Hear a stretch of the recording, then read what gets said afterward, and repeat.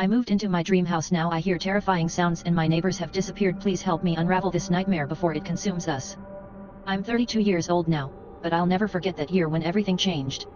It was the summer of 2019, and I had just moved into a quaint, two-bedroom house on the outskirts of a small town.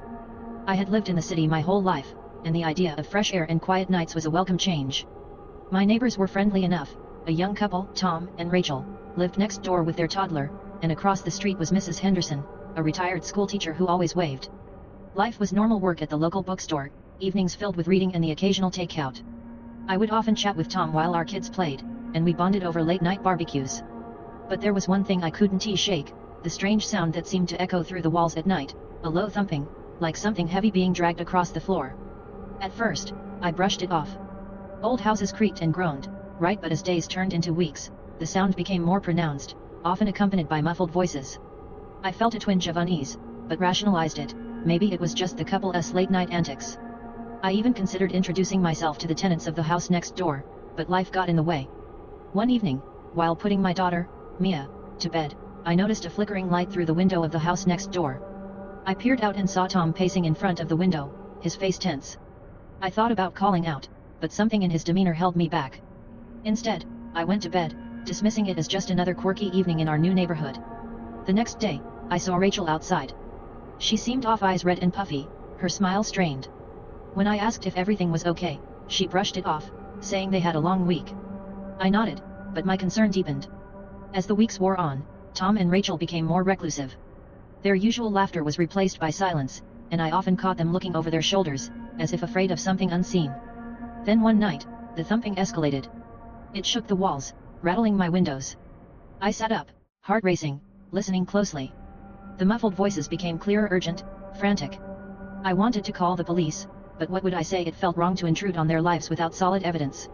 Instead, I waited, breath held, hoping it would pass. The following day, I saw Mrs. Henderson tending to her garden. I approached her, my voice low. "Have you heard anything strange from next door?" Her expression shifted, eyes narrowing slightly. "You mean the O'Reillys? They've been different. You should keep an eye on that house. There are things you don't know." Her words sent a chill down my spine, but before I could ask for more details, she smiled tightly and turned back to her flowers. That night, I finally resolved to confront my fears. I knocked on Tom and Rachel's door. No answer. I knocked again, louder this time. A moment later, Rachel appeared, her face pale. "Oh, hey, sorry, we were just busy."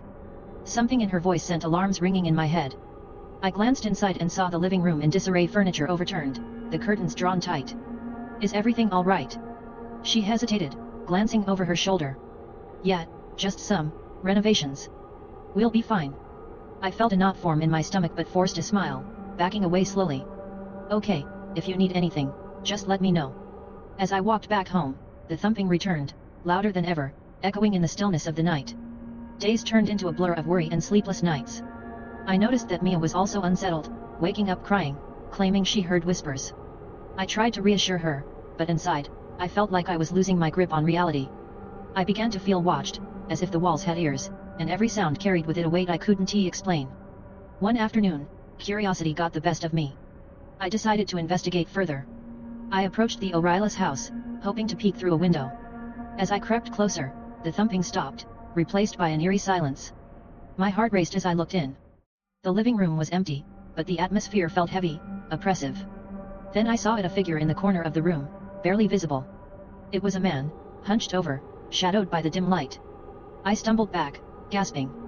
I had to tell someone, but who would believe me? That evening, I called Tom's phone, desperate for answers. It rang and rang until finally, I heard a breathless voice on the line. "Hello," it was Tom, sounding disoriented. "Tom, what's going on? I'm worried about you and Rachel." Silence hung thick in the air before he responded. "You need to stay away. It's not safe here." "What do you mean?" I pressed, heart pounding. "I can't explain now. Just don't come over. Trust me."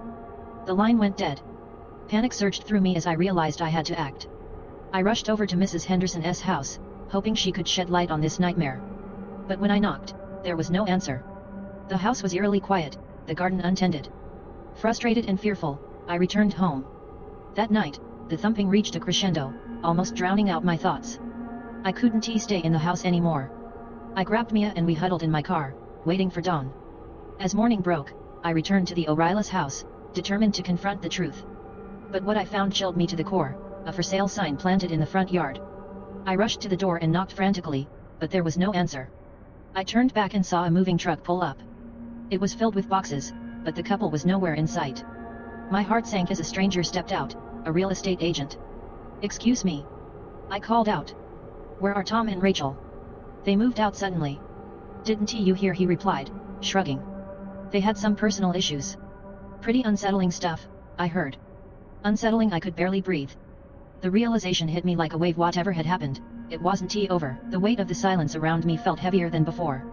I turned and walked back home, knowing I would never look at those mirrors the same way again. The thumping continued, but now I listened closely. The whispers of the house had changed. They were not just echoes of my neighbors, they were reminders of the darkness that sometimes lurked in the mundane, waiting for someone to notice. As I walked back into my house, I felt the chill settle deeper into my bones. Mia was still asleep in the back seat, blissfully unaware of the unease that clung to me. I tried to shake off the feeling, convincing myself that I was overreacting. The O'Reillys were gone, and perhaps it was for the best. But the thumping didn't stop. It continued to resonate through the walls, a persistent reminder of the turmoil next door. That night, I laid in bed, listening, heart racing with every sound. I kept the lights on, and when I finally drifted into a restless sleep, the nightmares began. I dreamt of shadows, figures lurking just beyond the edge of my vision, their faces obscured. I was in the O'Reillys' living room, standing amid overturned furniture. Tom stood in the corner, his eyes wide with terror. "They're coming," he whispered, but before I could ask who, I felt a heavy weight descend upon me, suffocating me in darkness. I jolted awake, gasping for breath, the sound of thumping growing louder, more frantic. The whispers morphed into a cacophony of voices, all clamoring for attention. "Help us," they pleaded. "You have to see." The desperation in their tones clawed at me, and I could no longer ignore it. I had to know what happened to the O'Reillys. Gathering my courage, I made my way back outside. The night was still, a stark contrast to the chaos swirling inside my mind. I approached the house once more, the for sale sign flapping in the wind. I felt drawn to the windows, and as I peered inside, my breath caught in my throat. The living room was as I remembered it, furniture askew, but now, the air was thick with dust and abandonment. The shadows seemed to shift, almost alive, and I could swear I heard muffled cries echoing from within. Against my better judgment, I decided to break in. I knew it was wrong, but the voices were irresistible, pulling me closer. I found an open window at the back and slipped inside, adrenaline coursing through my veins. The darkness enveloped me, and the thumping had transformed into a heartbeat, pulsating through the walls. "Tom, Rachel," I called, my voice trembling. There was no answer, just the oppressive silence. I moved through the house, each creak of the floorboards amplifying my fear. I reached the living room and stopped short. The atmosphere was charged, like a storm waiting to break. As I turned to leave, a figure stepped into the dim light. It was Tom, disheveled and wild-eyed. "You shouldn't be here," he shouted, panic etched on his face. "Tom, what happened?" I pressed, fear for my safety overshadowed by concern for him and Rachel.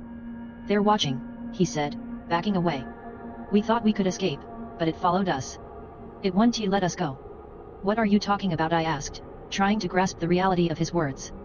But before he could answer, I heard a low growl reverberating through the house, primal and terrifying. Tom's eyes widened in horror. "It's here." He grabbed my arm, pulling me toward the door. We stumbled into the hallway, but the shadows twisted around us, forming shapes that seemed to reach out, pulling us back. I could feel the air grow thick, oppressive, as if the very house was alive, conspiring against us. In the chaos, I caught a glimpse of Rachel at the end of the hall, her face pale and drawn. She looked trapped, a mere shadow of herself. "Help us!" she cried, her voice breaking. "No!" Tom shouted, shaking his head. "You can't help her. We need to get out." But my instincts kicked in. "I can't leave her," I yelled back, breaking free of Tom's grip. I rushed toward Rachel, the growling intensifying, the shadows swirling around us like a living entity. "Rachel!" I reached for her, and in that moment, the shadows surged forward, enveloping her completely. Her eyes locked onto mine, filled with desperation. "Don't let it take you too," she screamed before the darkness consumed her. I stumbled back, terror surging through me. "No. Rachel." But it was too late. The darkness coiled around her, and with a final shriek, she vanished. Tom grabbed my arm again, fear radiating from him. "We have to go. Now." We raced toward the front door, but the shadows seemed to thicken, fighting against our escape. The growl morphed into a roar, echoing through the house like a banshee. Just as we reached the threshold, the darkness lashed out, brushing against my skin, cold and suffocating. With a surge of adrenaline, I pushed through, bursting into the night air. The moment we stepped outside, the shadows receded, but the sound of Rachel's cries lingered in the air, a haunting reminder of what had just happened. We collapsed on the front lawn, gasping for breath. "What was that?" I asked, my voice shaky. Tom looked at me, eyes wide with disbelief. "I don't know, but we need to tell someone. They need to know what happened." We decided to report everything to the police, but when they arrived, the house was empty, as if nothing had ever transpired. There were no signs of struggle, no evidence of the horror we had just witnessed. The officers exchanged confused glances, their skepticism palpable. As the sun rose, illuminating the neighborhood in a golden light, it felt like a cruel joke. The O'Reilly's house stood silent, an ordinary home to anyone passing by. But for me, it was forever changed. A sinister presence lingered, a reminder that the ordinary could mask the extraordinary. The whispers continued, even after we left the scene, haunting my thoughts. Months passed, and Tom and I moved away, the events of that night etched into my memory like a scar. I still hear the thumping sometimes when the wind howls just right or when I find myself alone in the dark. I wonder if the shadows still linger in that house, waiting for the next unsuspecting tenant to hear their cries and, like me, be drawn into the darkness. It's a lesson I carry with me. Sometimes, the most normal places hide the deepest horrors, and once you see them, you can never unsee the truth that lies within.